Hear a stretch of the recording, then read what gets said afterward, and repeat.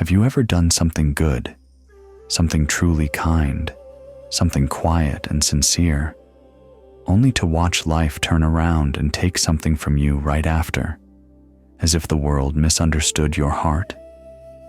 Have you ever thought, even for a second, why would this happen to me after all I did? And if you have ever felt that sting, like kindness brought loss instead of reward, then tonight's story was written for you.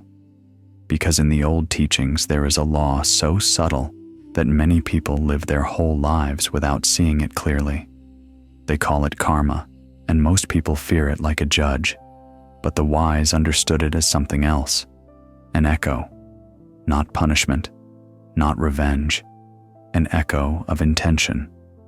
So let me ask you gently, before we enter the ancient road together, can you imagine a night where you stop arguing with what happened, and instead, you begin to understand what it was trying to teach you?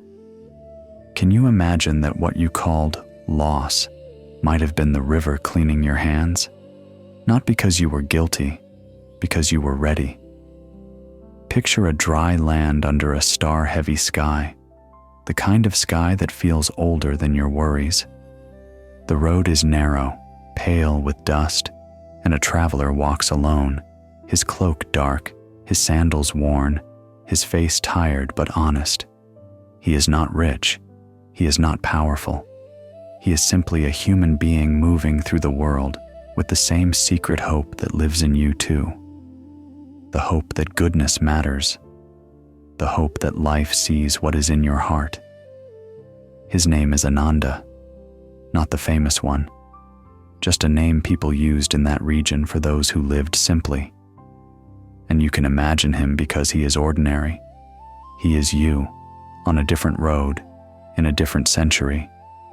He carries a small satchel with bread, a clay cup, a threadbare scarf, and one thing he values more than the rest, a ring wrapped in cloth, not expensive like a king's jewel, but precious to him because it belonged to his mother.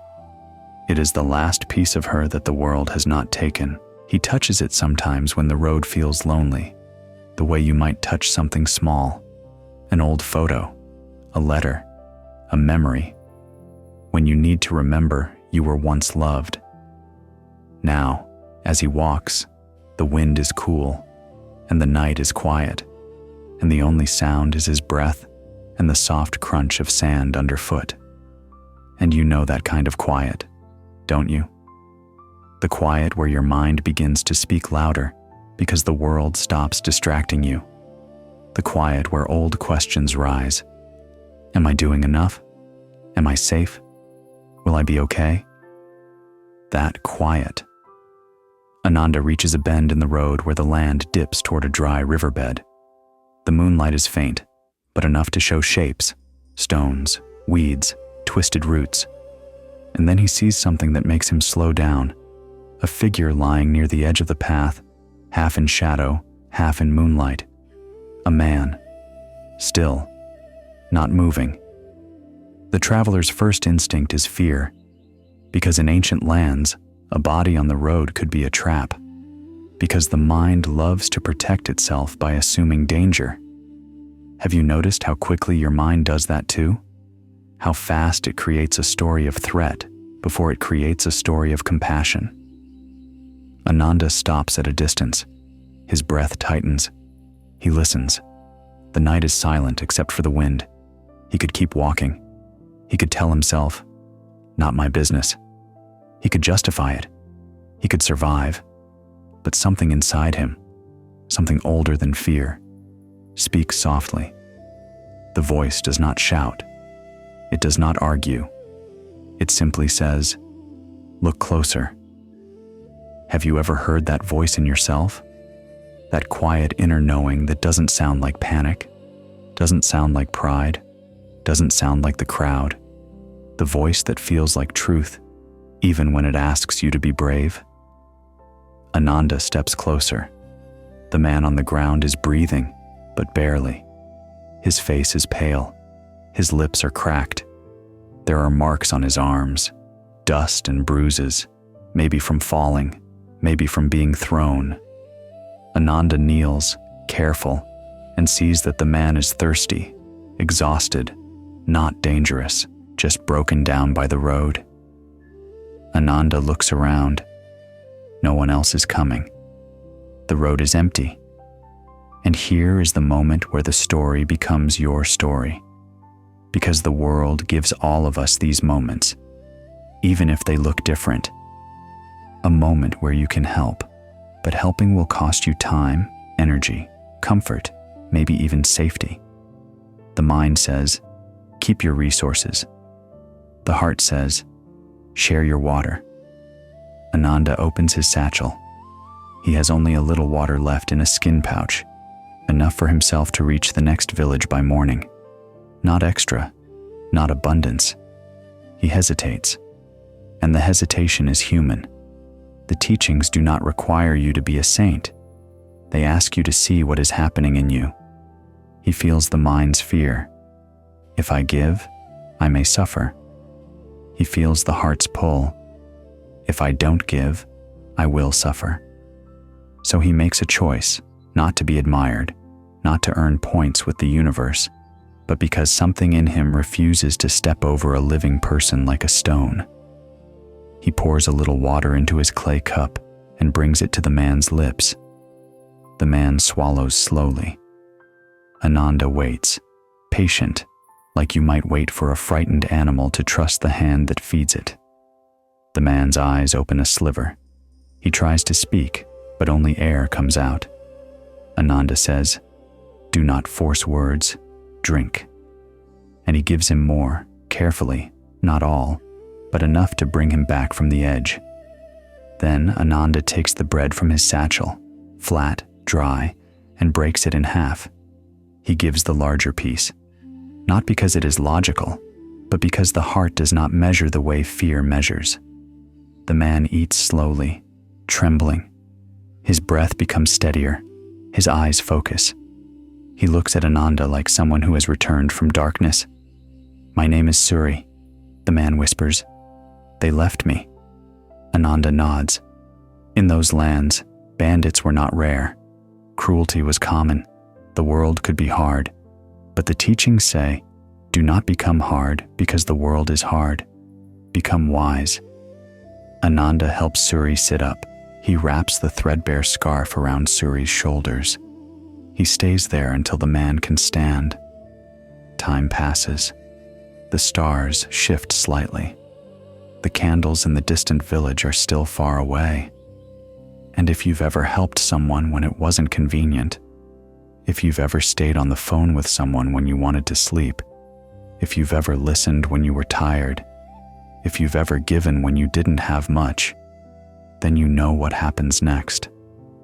A quiet warmth appears in the chest. Not pride, not triumph. Warmth. The feeling that you were aligned with something deeper than survival. But here is where the ancient law begins to reveal itself. Because karma is not a vending machine. You do not put kindness in and receive comfort immediately. That is not how echoes work. An echo does not return when you demand it. It returns when conditions allow. Ananda and Suri begin walking together toward the village. Suri leans on him. Their steps are slow. The night remains cool. The road remains silent. And as they walk, Ananda feels a strange mix inside. Peace for helping, and worry about his own water, his own strength, his own safety. Because even kind people worry. Even good hearts tremble. The question is not whether you tremble. The question is what you do while trembling. They reach a small shrine near the road, just stones stacked, a place where travelers used to leave offerings. Ananda sits Suri down beside it so he can rest. Ananda stands and stretches his legs. He checks his satchel to make sure nothing fell out while he was helping. And then his fingers touch empty cloth. The ring, his mother's ring, wrapped in cloth, gone. At first he thinks he missed it. He checks again, slower, more carefully. He opens every fold. He turns the satchel inside out. He searches the ground, the dust, the stones. His heart drops as if a rope inside him snapped.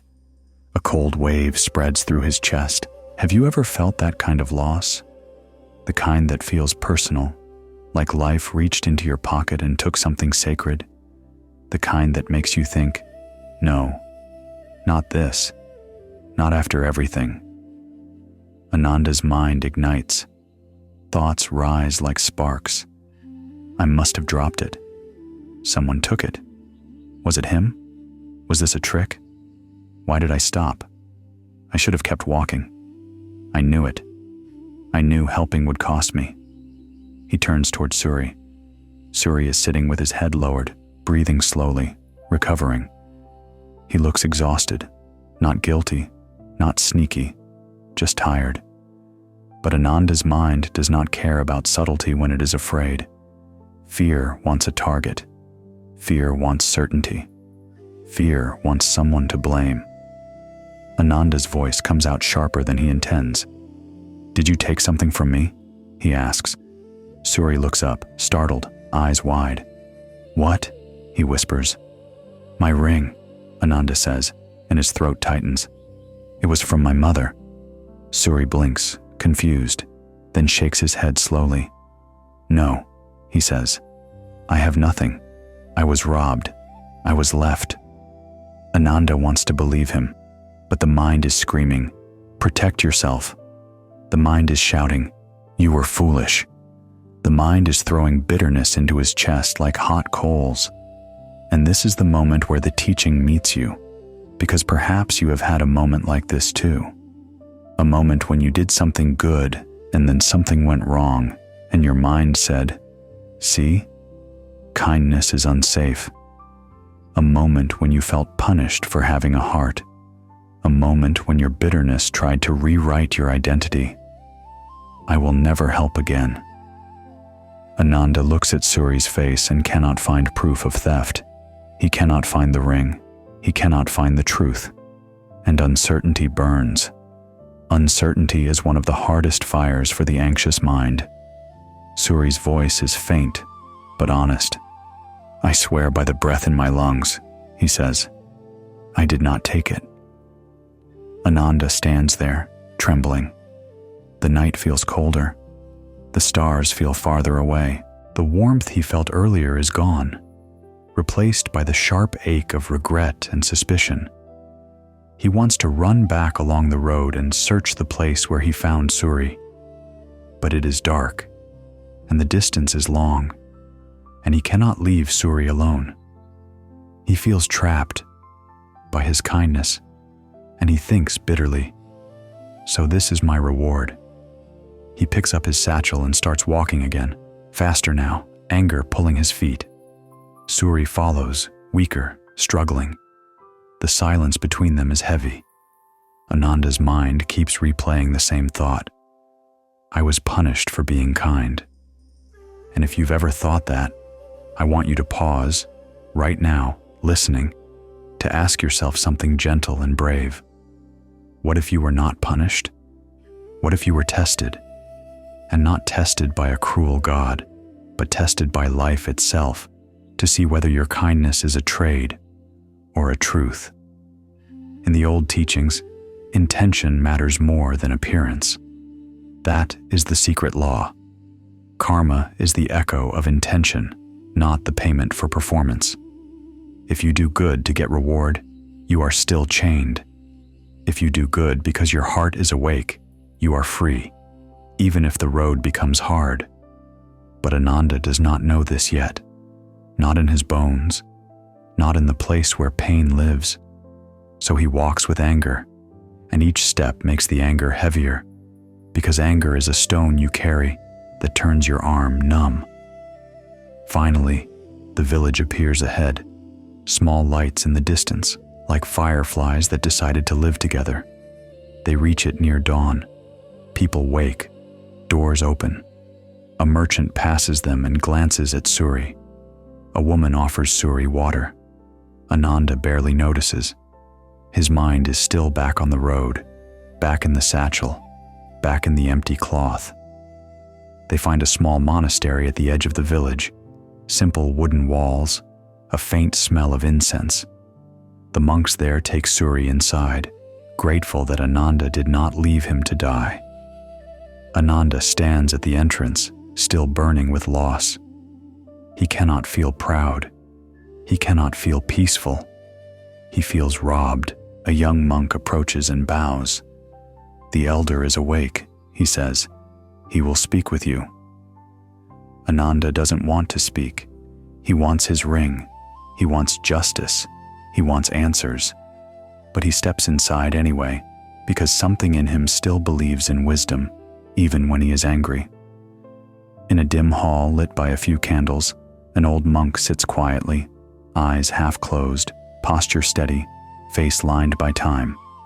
He looks up as Ananda enters, and the old monk's gaze is gentle, not impressed, not fooled, simply seeing.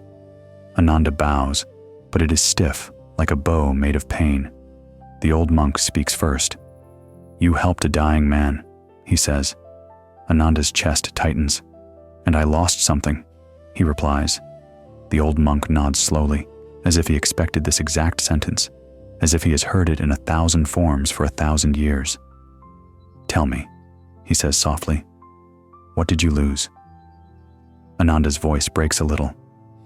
"A ring," he says. "My mother's ring." The old monk's eyes remain calm. "And what did you find?" he asks. Ananda almost laughs, bitter. "I found trouble," he says. "I found loss. I found that kindness is dangerous." The old monk does not argue. He does not scold. He simply asks a question that lands like a stone dropped into water, sending ripples through the mind. "Did you help him?" the old monk asks. "To save a life? Or to buy safety?" Ananda goes still, because he realizes he doesn't know. Or rather, he knows, but he doesn't want to admit it. His kindness was real, yes. But there was also something else. The hope that goodness would protect him. The hope that the universe would keep his pain away as a reward. The old monk's voice is soft as candle smoke. "Karma is not punishment," he says. "Karma is the echo of intention." And as he speaks those words, you can feel the story opening a deeper door, because the true teaching is about to begin. But we will step through it slowly in the next part, the way you walk into a dark temple with a lamp, one calm step at a time. Do you remember the last time you felt betrayed by life? When you did the right thing, and something still went wrong, and your mind whispered that dangerous conclusion, being good doesn't matter? And do you remember how quickly that conclusion tried to harden you, like a shell forming around a soft heart? If you've ever felt that, stay close tonight, because this is where the ancient teaching becomes practical, not as a cold philosophy, but as a warm way to survive without losing your kindness. In the candlelit hall, the old monk sits steady, and Ananda stands before him with his loss burning in his chest like a coal he cannot set down. The ring is still gone. The memory of his mother's hand is still gone with it. And the mind, as minds do, is still building its argument. I was punished. I was foolish. I should have kept walking. Kindness is unsafe. The old monk watches him the way a mountain watches weather, without fear, without hurry, and asks again softly, "When you helped the man on the road, what did you want to happen next?"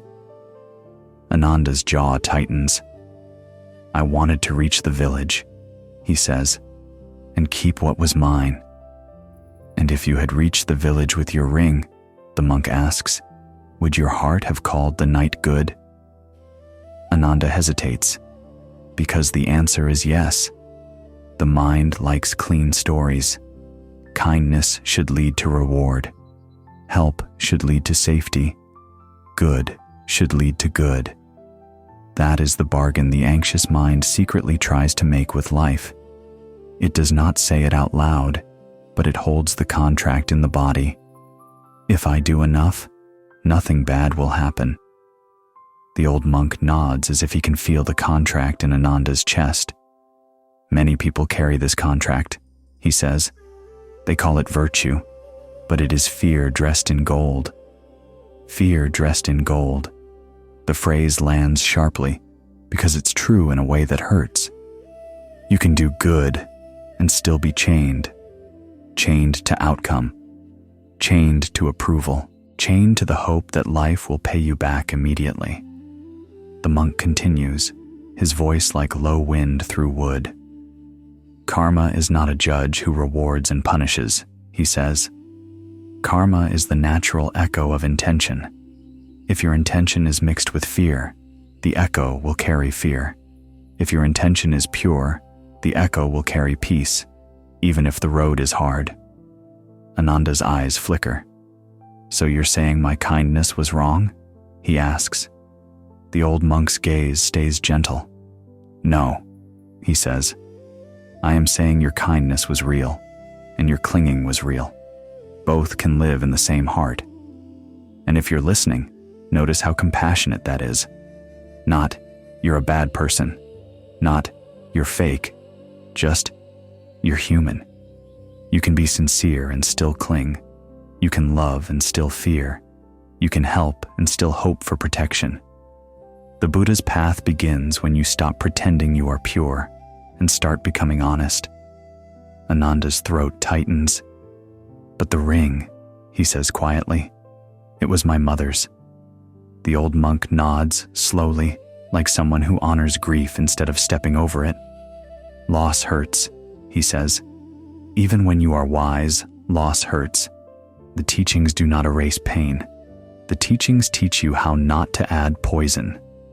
Not to add poison. That is the secret work.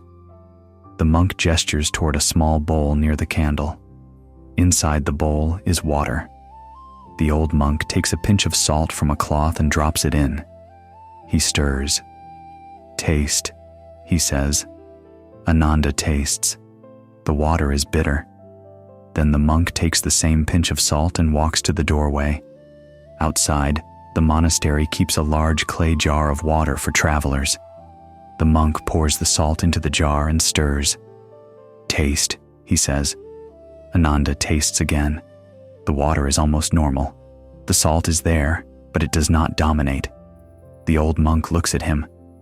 Pain, he says, is the salt. Your mind's stories are the small bowl. Wisdom is the large jar. Ananda blinks, trying to understand. When you lose something, the monk says, you can hold it in a small mind, tight, personal, burning, blaming. Then the pain becomes your whole taste. Or you can hold it in a large mind, wide, compassionate, seeing impermanence, seeing the world. The pain still exists, but it does not poison everything. Have you ever felt that difference? The same event, but a different container. One container makes it unbearable. The other makes it survivable. This is what the Buddha taught again and again. Widen the mind, not by force, by seeing. Ananda's breathing slows, but his anger still flickers. So what should I do? He asks. Should I just accept being robbed? The old monk smiles faintly. Acceptance is not approval, he says. Acceptance is seeing reality without punching yourself for it. Then he leans forward a little, and his voice becomes quieter, the way teachers speak when they are about to share something that must be received gently. Tell me, he says, what do you believe karma is? Ananda answers with the fear most people carry. It's what comes back, he says. It's payback. The old monk shakes his head, slow. That is a child's karma, he says, a story of reward and punishment. But the Buddha taught karma as intention, what you plant in the heart. The fruit is not always immediate. Sometimes it ripens in silence. Sometimes it ripens by removing what you cling to. Sometimes it ripens by cleansing your path. Cleansing your path. Ananda flinches. Cleansing sounds like loss, he says. It can be, the monk replies. Sometimes the river cleans by taking away what was never meant to be carried forever. The words make Ananda's chest ache because he wants to carry his mother's ring forever. He wants one object to stay in a world that always changes. But the monk is not being cruel. He is naming the world's law, impermanence. Everything that can be held will be lost, sooner or later. The teaching is not meant to break you. It is meant to make you free before life breaks you. The old monk waits, then asks a question that feels like a blade, but it is a blade that cuts a chain. If you had never owned the ring, he says, would you still have your mother's love? Ananda's eyes sting. He does not answer quickly, because the question goes deeper than objects. He realizes the ring is not the love. The ring is a symbol. The love existed before the ring and will exist after it. The ring is a leaf. The love is the tree. But grief is not logical. Grief wants something to touch. The old monk nods, as if he knows. You may grieve, he says. Grief is human. But do not let grief become bitterness, because bitterness will poison your virtue. Then he points toward the courtyard. The man you saved, he says, is sleeping in the guest room. He is alive because you stopped. Ananda's heart twists. He remembers Suri's cracked lips, his faint breathing, the life that could have ended on a cold road. He feels a quiet shame, not because he helped, but because his mind tried to turn that help into a transaction. The old monk's voice becomes gentle again. If your kindness was a trade, he says, then when the trade goes wrong, you will regret kindness. But if your kindness is a truth, then even when loss arrives, your heart remains clean. Clean heart. That is the treasure the teachings point to. Not wealth, not objects, not control. Clean heart. Ananda sits down on the floor, suddenly tired, as if the anger has been holding his body upright. The old monk sits across from him. Let us look, the monk says, at what you are truly afraid of. Ananda frowns. I'm afraid of losing, he says. Yes, the monk says, but deeper. Ananda swallows. He speaks quietly. I'm afraid that life is unfair, he says. That goodness doesn't matter. The old monk nods slowly. This fear is common, he says, and it makes people hard. It makes people stop helping. It makes people close their hands. Then he lifts his palm, open. But the Buddha taught this. You cannot control all outcomes, but you can control what you plant. Your only true possession is your intention. Your only true possession is your intention. This sentence sits in the air like smoke, and something in Ananda's chest loosens because he realizes the ring can be taken, but the intention that saved a life cannot be stolen. The purity of that moment cannot be robbed. The kindness remains part of him. The echo remains. The old monk continues. Tonight, he says, we will refine your intention, not to make you perfect, but to make you free. Refine, like gold in fire, like clay shaped by water, like a heart becoming clearer through pain. The monk instructs Ananda to close his eyes. Bring to mind the moment you gave water, he says, not the loss, the giving. Ananda tries. At first, the mind jumps to the missing ring, but the monk says softly, not now. And the words are like a hand guiding him away from the flame. Ananda returns to the image of Suri's lips touching the cup, the slow swallow, the breath returning. Now, the monk says, ask yourself, what did you want in that moment? Ananda answers inwardly, I wanted him to live. Good, the monk whispers. That is a clean intention. Then the monk asks, and what did you fear? Ananda answers inwardly, I feared I would suffer. The monk nods. Fear is natural, he says, but do not let fear hold the steering wheel. Then he teaches Ananda a short ancient phrase, simple, strong, and gentle enough to be repeated without waking the mind too much. Say, the monk instructs, may my intention be pure. Ananda whispers it once. The words feel strange, like a new garment. Again, the monk says, may my intention be pure. And again. As Ananda repeats it, his chest loosens. Not because the ring returns, not because the loss disappears, but because the mind stops turning the loss into a verdict about life. The mind becomes a larger jar. The salt remains, but the taste changes. The old monk speaks softly. Pure intention, he says, does not mean you become a saint. It means you stop bargaining with the universe. You stop using kindness to buy safety. Then he gives Ananda one more teaching, this one about the echo. When you act from a pure heart, he says, the echo first returns inside you. It returns as peace. It returns as self-respect. It returns as a mind that sleeps more easily, because it is not carrying secret guilt. And here the story speaks directly to you, listening.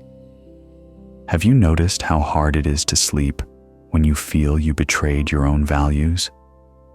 When you said something you didn't mean? When you acted from fear?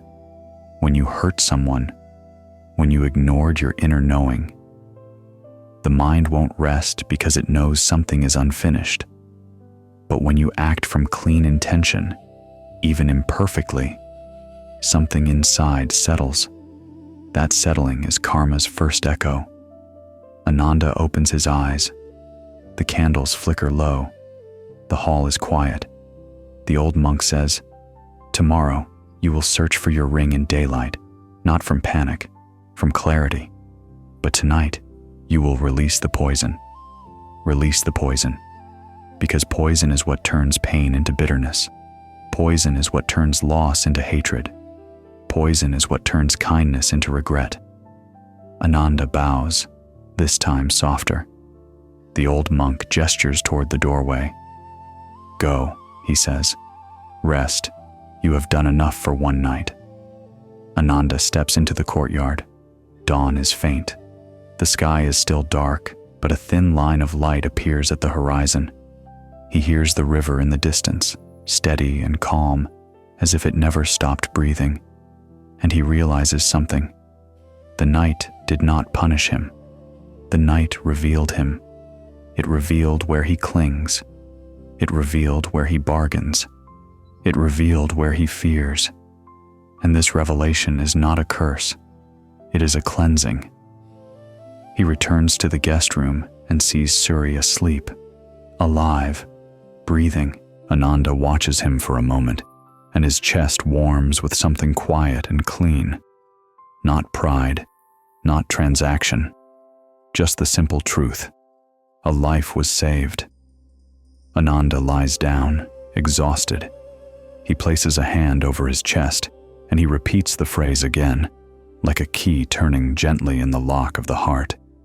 May my intention be pure. Then, because the old monk taught him the jar of water, he widens his mind around the salt. He lets the loss be pain, not poison. He lets the road be a teacher, not a judge. And if you're listening right now, I want you to do the same, just once, gently, without pressure. Take 3 slow breaths. Inhale softly. Exhale longer. Again and again. Then whisper, quietly inside, may my intention be pure. Let the words settle, not as magic, as direction, as a clean beginning. Because the ancient truth is this: karma is not a punishment that chases you in the dark. Karma is the echo of what you plant. And tonight, you can plant something simple and powerful, purity of intention, so the echo that returns to you is peace. Have you ever noticed how the mind doesn't only want to understand a lesson, it wants a guarantee? It wants a neat ending, a clear reward, a sign that says, you did the right thing, and therefore nothing painful will happen. And when life refuses to give that sign, the mind gets bitter, because bitterness feels like control. Bitter people don't have to hope. Bitter people don't have to trust. Bitter people don't have to risk kindness again. So let me ask you gently, have you ever used bitterness as armor? Have you ever told yourself, I won't care so much next time, even though you knew that caring is the most human thing you have? In the old story, the dawn rises slowly above the village, pale and quiet. Ananda wakes with his body heavy, but his mind a little clearer than the night before. The ring is still missing. The pain is still real. But something has changed. The poison is less. His chest does not burn as sharply. The old monk's words remain like a steady lamp. Karma is the echo of intention. Do not bargain with the universe. Widen the mind. Let pain be salt, not poison. Ananda steps outside into the cool, early air. The monastery courtyard smells of damp earth and incense. A few monks sweep the ground with straw brooms, their movements slow and calm, as if sweeping is a form of prayer. And Ananda watches them and realizes something that might surprise you too. Calm is not a feeling that falls from the sky. Calm is a way of moving. Even sweeping can be a teaching when the mind stops rushing. A young monk approaches Ananda with a small bowl of warm water. Drink, he says. Ananda drinks, and the warmth steadies him. Then the young monk bows and says, the elder asks you to come again. Ananda walks back into the candlelit hall, now dimmer in the morning light, and the old monk sits as before, still and quiet, as if time cannot hurry him. Ananda bows with more softness now. He does not feel like a man demanding justice. He feels like a man learning. The old monk asks only one question. Will you search for the ring? Ananda nods. Yes, he says, but I do not want to search with anger. I want to search with clarity. The old monk's eyes soften. Good, he says. Then you are already practicing.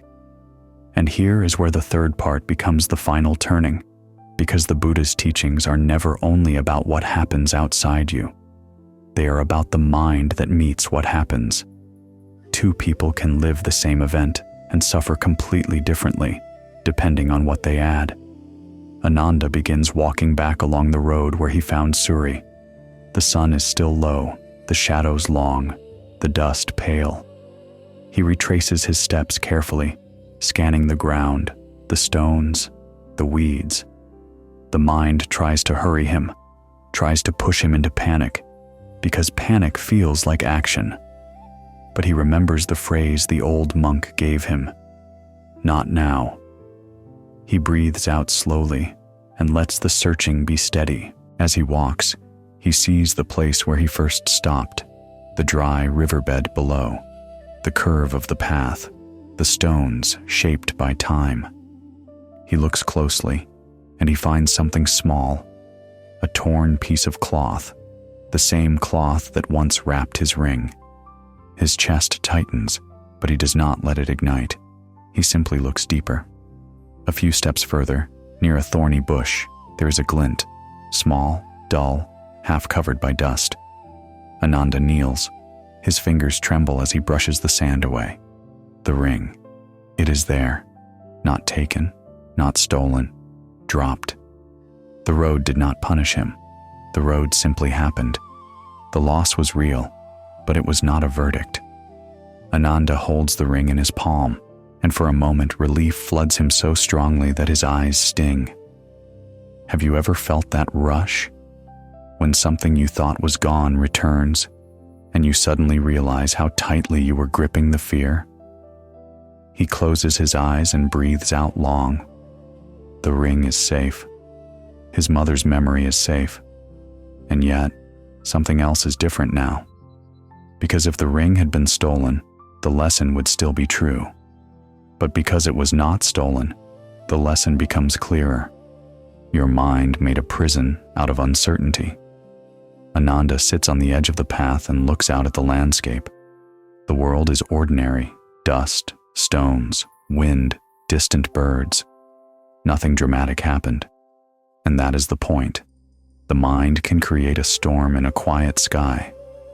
Then Ananda remembers Suri. He stands and walks back toward the village with the ring wrapped securely now. And as he walks, he notices that his heart is softer than before. Not naive, just softer. He does not want to harden. He does not want to become a man who steps over bodies on the road because he fears losing a ring. He realizes that the true treasure is not the ring. The true treasure is the heart that still chooses kindness even when the mind trembles. When he returns to the monastery, Suri is awake, sitting in the courtyard, drinking water slowly. He looks healthier. His eyes lift when he sees Ananda. There is gratitude there, and shame too, because Suri sensed the suspicion in the night. Ananda approaches him. He does not hide his pain. He does not pretend the night was easy.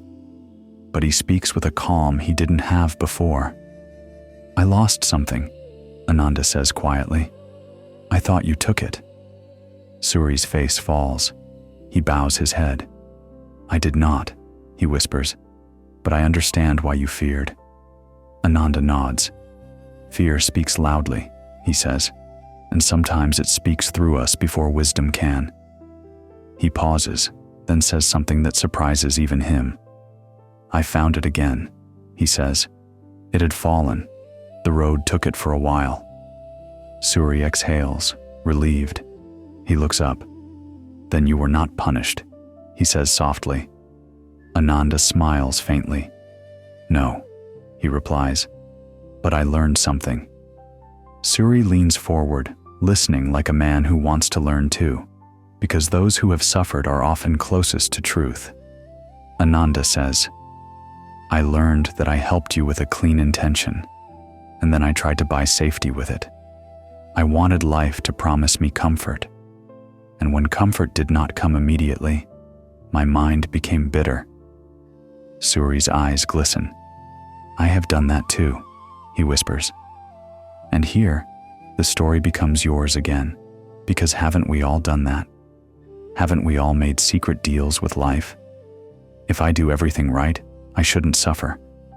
If I'm kind, people should never hurt me. If I work hard, nothing should go wrong. If I love, I shouldn't lose. But life does not sign those contracts. Life only offers a different path. Wisdom that can hold loss without poison. Kindness that does not depend on reward. Peace that does not wait for permission from the future. The old monk appears in the courtyard, walking slowly, and both men bow. The monk sits with them and looks from Ananda to Suri, as if he is watching two travelers who have crossed a storm. The monk asks Ananda, "What did you learn about karma?" Ananda answers carefully, because he knows now that words matter when they are meant to shape the heart. "Karma is the echo of intention," he says, "not a punishment, not a reward, and the first echo is inside the heart." The old monk nods.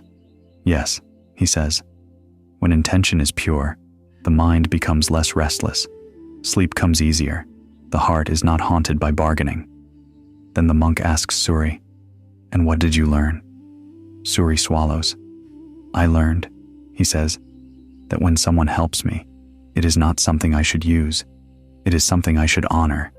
And I learned that I must also refine my intention, because my life has been shaped by fear." The old monk nods again. "Good," he says.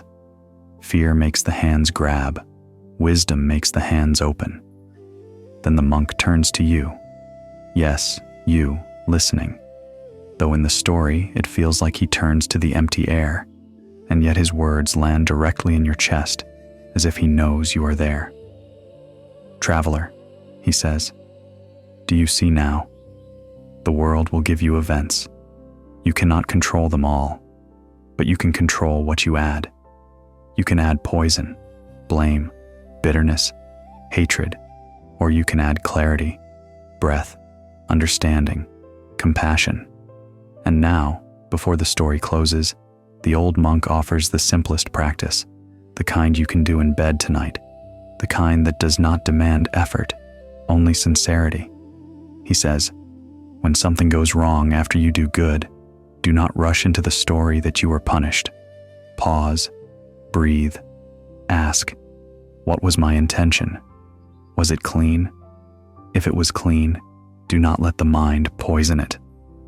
Then he gives you the 3-breath ritual, just as promised, and I want you to do it now as you listen, slow and gentle. First breath in, and a long breath out. Second breath in, and a long breath out. Third breath in, and a long breath out. And now, softly, inside, like a candle in the chest. May my intention be pure. Say it once. Let it settle. You don't need to force emotion. You don't need to feel holy. You only need direction. Purity of intention is not perfection. It is honesty. It is the choice to stop bargaining with goodness. The old monk smiles faintly, as if the whole story was only meant to bring you to this one quiet place. If you live like this, he says, karma becomes less frightening, because you stop treating it like a judge and you start treating it like a mirror. A mirror does not punish you. A mirror shows you what is there, so you can wash your hands. Ananda looks down at the ring in his palm, then closes his fingers, not in a desperate grip, but in a gentle hold. He understands now. Objects come and go, but the heart you cultivate is what travels with you. The echo of intention travels with you. The courtyard grows quieter. The morning light becomes softer. The river in the distance continues to move without argument, and the story begins to dim, like a lantern being covered so the night can return. So if you are lying in bed now, if your mind is still trying to calculate whether kindness is safe, whether life is fair, whether you will be okay, let this ancient truth settle into you the way warm tea settles into the stomach. Karma is not punishment. Karma is the echo of intention. And tonight, you do not need to solve your whole life. You only need to plant one clean seed, 3 slow breaths, 1 quiet phrase. May my intention be pure. Let your shoulders soften. Let your jaw loosen. Let your palms be open. And allow sleep to arrive, not as a reward you earned, but as a natural echo of a mind that has stopped poisoning itself with fear. 4. Have you ever felt that strange aftertaste, even when everything turns out fine, like you got back what you feared you lost, or the problem solved itself, but inside you still feel tired, still feel uneasy, still feel like you aged 10 years in one night? If you've ever experienced that, you already understand the next layer of the ancient teaching. The outcome can return, but the storm you created inside yourself still leaves marks. This is why the Buddha's wisdom is not only about what happens, it's about what you cultivate in the heart while it happens. After Ananda found the ring and returned to the monastery, the day passes in quiet tasks. The monks sweep the courtyard, boil water, mend robes, tend a small garden. Suri helps as much as he can, carrying a bucket, folding cloth, moving with the careful gratitude of someone who has been given a second chance. And Ananda, though relieved, notices something unsettling. His body still feels tense. His jaw still tightens when he remembers the accusation. His chest still feels heavy when he remembers how quickly suspicion rose. So when evening comes, Ananda returns to the old monk in the candlelit hall. Because wisdom is not only a moment of insight, wisdom is the courage to look again. The old monk sits by the candles, hands resting, eyes half closed. He opens them when Ananda enters. "You found your ring," the monk says. Ananda bows. "Yes," he replies. "It was not stolen." The monk nods slowly. "And is your mind at peace?" Ananda hesitates. He wants to say yes, because the story has the perfect ending now. The ring returned, the misunderstanding cleared, the world no longer threatens him. But honesty is the path. "Not completely," he admits. "I feel ashamed. I feel I became someone I don't like. I accused a man I saved. I became bitter so fast." The monk's gaze stays warm. "Good," he says softly. "Good?" That surprises Ananda. The monk explains, "It is good that you see it. Many people never look. They only celebrate the outcome and ignore what they planted in the heart." Planted in the heart. This is the teaching that changes everything, especially for sleep. Because sleep is not only blocked by problems, it is blocked by the mind's unfinished inner conflict. When you betray your own values, even in small ways, your mind stays awake like a guard. It doesn't trust you. It keeps scanning. It keeps replaying. It keeps punishing. The monk gestures toward the small bowl of water again. "The salt," he says, "is not only the pain of losing. The salt is also the poison you added. Blame, suspicion, harsh speech. Even if the ring returns, the salt you swallowed remains." Ananda's throat tightens. "So what should I do?" he asks. The monk answers in a way that might sound simple, but it is one of the deepest medicines in the Buddha's path. "You cleanse," he says. Cleansing, in these teachings, is not religious guilt. It is practical. It is cleaning the heart the way you clean a wound. Not because you are evil, because you want healing. The monk leans forward slightly, and his voice grows softer, as if he is speaking to the part of Ananda that is ashamed and tired. "There are 3 cleansings," he says: truth, repair, and release. Truth, repair, release. Ananda listens, and I want you listening too, because these 3 cleansings are also how you fall asleep when your mind is stuck replaying something. First, the monk says, truth. You name what happened without excuses. Ananda swallows. He nods. "I accused Suri," he says quietly. "I spoke from fear. I treated him like a thief." The monk nods. Second, he says, repair. Not to erase the past, but to plant a new intention. Ananda frowns. "How do I repair?" The monk replies, "You speak with humility. You offer apology without self-dramatizing. You offer kindness without demanding forgiveness." Then the monk says, "Third is release. After truth and repair, you do not keep whipping your own heart. You let the lesson remain, and you let the shame go." Ananda sits down, and his shoulders drop slightly, because he realizes he has been holding shame like a stone, thinking it proves he is moral. But shame is not morality. Shame is just pain that repeats. The monk continues. "Many people confuse guilt with wisdom," he says. "They think if they punish themselves long enough, it means they have learned. But learning is shown by how you live next, not by how long you suffer. How you live next. This is so important. The mind thinks, if I keep replaying, I'm being responsible. But replaying is often just fear pretending to be responsibility. So the monk asks Ananda to stand and go to the guest room where Suri rests. "Go," he says. "Do repair." Ananda walks through the quiet corridors. Candlelight pools on the floor. The monastery is still. He reaches the doorway and sees Suri sitting on a mat, mending a piece of cloth. Suri looks up. His eyes are calm but cautious, like someone who remembers the sharpness of the night. Ananda breathes out slowly. He remembers the practice. Long exhale, soft jaw, open hands. He bows deeply. Suri, he says, I accused you from fear. My fear spoke before my wisdom. I am sorry. He does not add a long explanation. He does not justify. He does not make Suri responsible for his feelings. He simply apologizes. Suri's shoulders soften.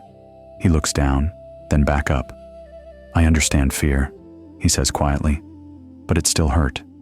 Ananda nods. Yes, he says, I will remember that. That is repair, not only saying sorry, but letting the lesson shape you. Suri studies him, then says, You saved my life. I do not forget that. Ananda's eyes sting.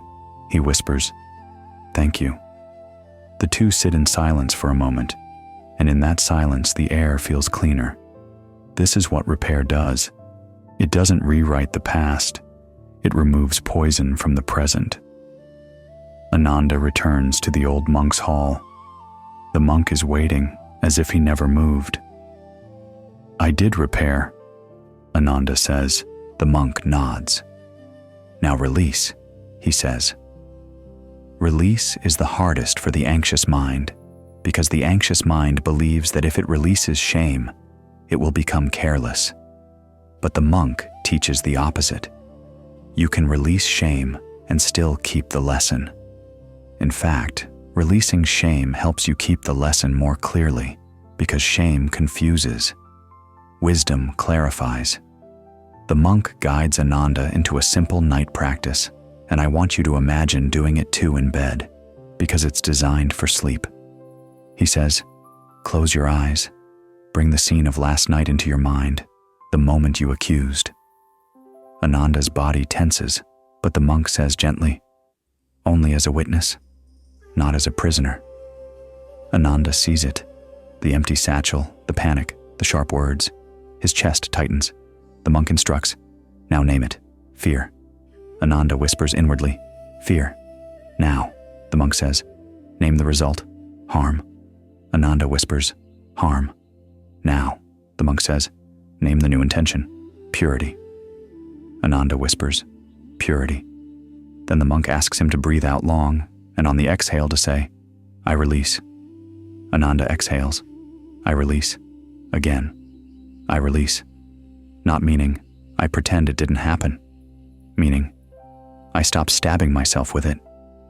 The monk's voice becomes very soft. Repeat this, he says. I saw my fear.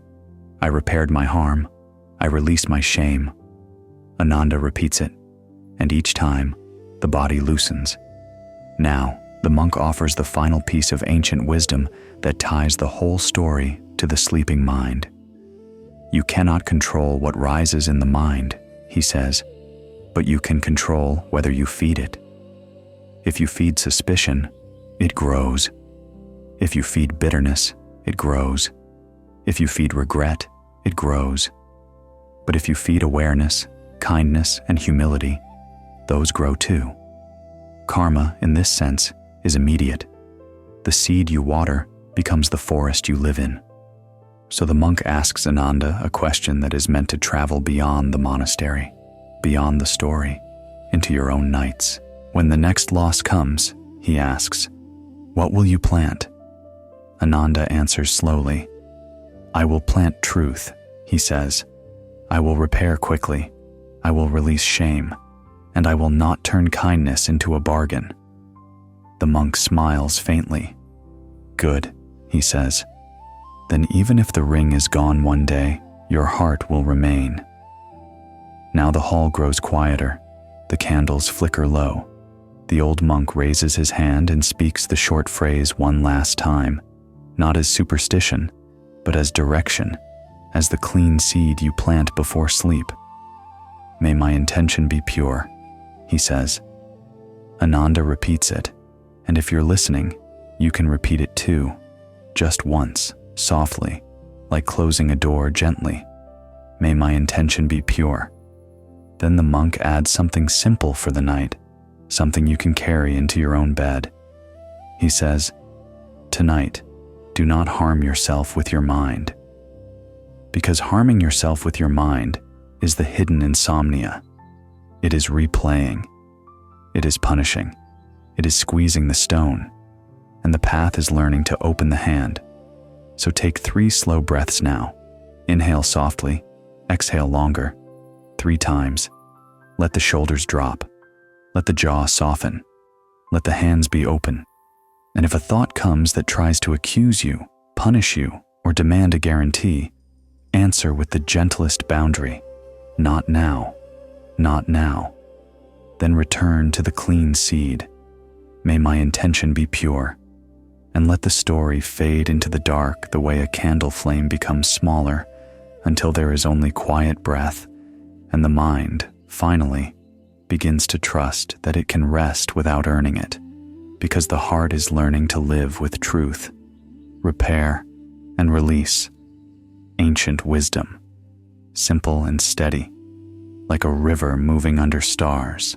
Have you ever reached the end of a day and felt like you did everything you could? Worked, listened, helped, tried to be kind, and yet when night arrived, your mind still refused to let you rest, as if it didn't trust peace unless it had a guarantee. If that's you tonight, if your thoughts are still scanning, still measuring, still asking, did I do enough? Then let this final part settle into you like warm darkness, because the last teaching of this story is not about karma as a distant law. It is about karma as the most immediate thing in your life, the state you plant in the mind before sleep. The monastery is quiet now. Night returns softly, like a shawl laid over the world. The candles in the hall are fewer, their flames dimmer, and the shadows are gentler than they were on the first night, because Ananda's heart is gentler too. He has his ring again, yes, but more importantly, he has learned what the ring could never teach him, that suffering grows when the mind grips, and peace grows when the mind opens. Ananda enters the hall one last time, not because the old monk demanded it, but because Ananda wants to finish the lesson properly, the way you finish a prayer, not with noise, but with sincerity. The old monk is there, sitting as always, as if he has been waiting in that same posture for centuries, holding a lamp for anyone who walks in with a heavy mind. Ananda bows and sits. For a while, neither of them speaks, and in that silence, something deep happens. Ananda feels how rarely he allows silence to exist without filling it. Have you noticed that too? How the mind rushes to speak, rushes to explain, rushes to solve, because silence feels like lack of control. But silence is not emptiness. Silence is space, and space is where the heart can breathe. The old monk finally speaks, and his voice is low, like a candle flame that doesn't flicker much. "Tell me," he says, "what do you want from karma?" Ananda's first impulse is to answer like the old version of himself. "I want safety. I want fairness. I want my good deeds to protect me." But he has learned. He breathes out slowly, and he answers with honesty. "I wanted karma to reward me," he says. "I wanted it to promise me that if I was kind, nothing would be taken from me." The old monk nods, not surprised, not judging. "And now?" he asks. Ananda looks down at his hands. He keeps them open. "Now," he says, "I want karma to purify me." The old monk's eyes soften. "That is a mature wish," he says, "because reward makes you dependent. Purification makes you free. And if you're listening, let that land gently. Reward makes you dependent, because you become a person who needs the world to approve of your goodness. You become a person whose peace depends on outcomes. But purification makes you free, because even when outcomes are uncertain, your heart remains clean, and a clean heart sleeps more easily." The monk continues, Purification does not mean you never feel pain, he says. It means you do not poison pain with bitterness. It means you learn to lose without losing your kindness. Lose without losing your kindness. This is the secret of the ancient ones. This is why their wisdom feels strong. It is not because they lived perfect lives. It is because they learned not to let life steal their inner light. The old monk reaches for a small candle and holds it up between them. The flame is tiny but steady. This, he says, is your intention. He lowers the candle slightly. The flame stays steady. Wind may come, he says.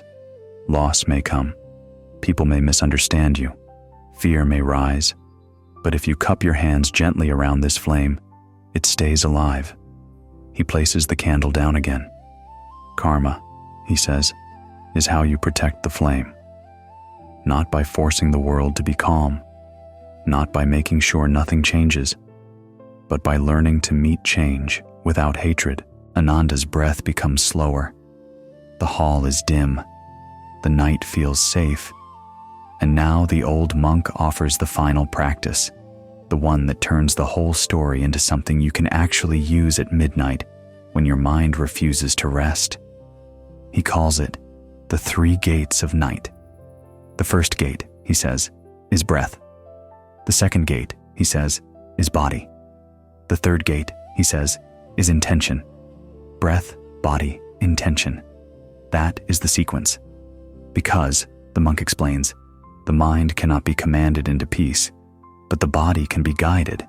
And when the body settles, the mind becomes softer. And when the mind is soft, intention becomes clear. He asks Ananda to practice with him right now, slowly, as if they are closing the day like closing a temple door. First gate, breath. Inhale gently. Exhale longer. Again. Exhale longer. Again. Exhale longer. Second gate, body. Soften one place. Just one. Ananda softens his jaw, and then his shoulders drop a little, and his belly loosens. Third gate, intention. The monk says, now choose the seed you will plant into the night. Ananda knows what seed.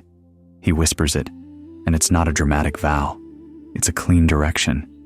May my intention be pure. The monk nods. Good, he says. Now we seal it. And here is the sealing, the part that makes this final chapter feel ancient, like a quiet verse that could have been spoken by travelers 1,000 years ago as they laid their heads down on stone.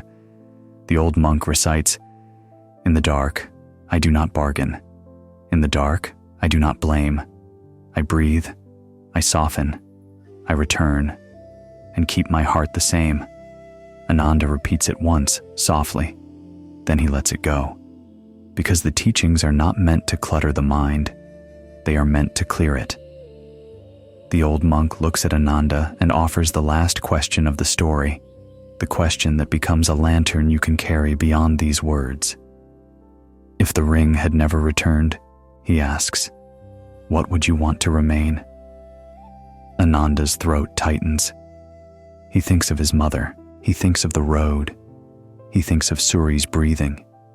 He thinks of the suspicion that rose like a fire. And then he answers quietly, the way you answer when you know this is the real truth. I would want my heart to remain clean, he says. I would want my kindness to remain. The old monk smiles faintly, and in his smile you can feel the entire teaching of karma become simple and humane. Then you have understood, he says, because everything else can be taken, but the heart you cultivate is the one possession that travels with you. Ananda bows deeply.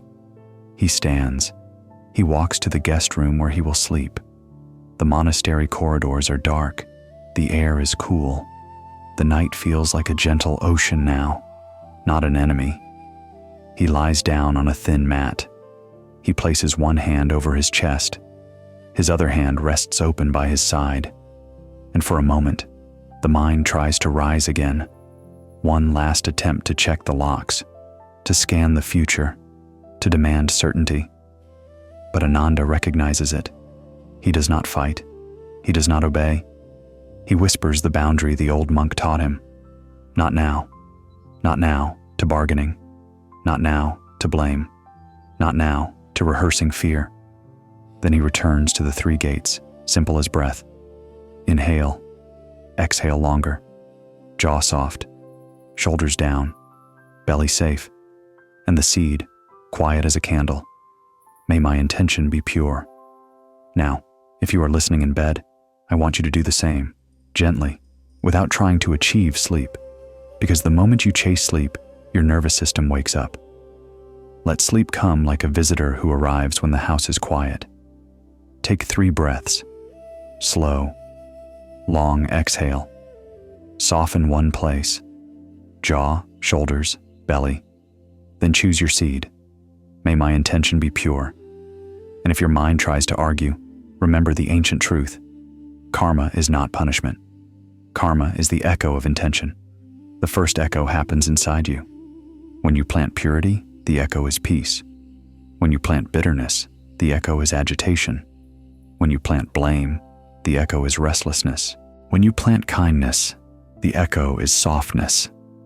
So tonight, let the echo be gentle. Let your hands be open. Let your forehead be smooth. Let your tongue rest. Let your eyes sink into darkness like stones into calm water. And as the story fades, as the candles dim in your imagination, as the monastery becomes a quiet silhouette under stars, allow this final sentence to settle in you like a blessing, simple and steady, with no demand attached. I do not need to be perfect to rest. I only need to return. Return to breath. Return to body. Return to kindness. May my intention be pure. And now, with nothing else to solve, nothing else to prove, nothing else to bargain for, you can let the night hold you. You can let the river of thoughts flow without grabbing it. You can let the echoes soften, and sleep, natural, unforced, can finally arrive.